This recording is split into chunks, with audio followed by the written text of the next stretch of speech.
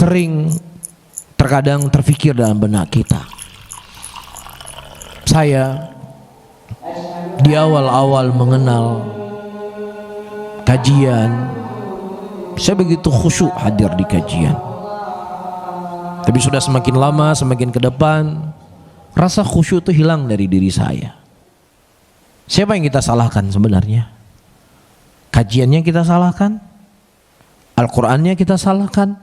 Hadis Rasulullah SAW kita salahkan? Atau diri kita yang kita salahkan?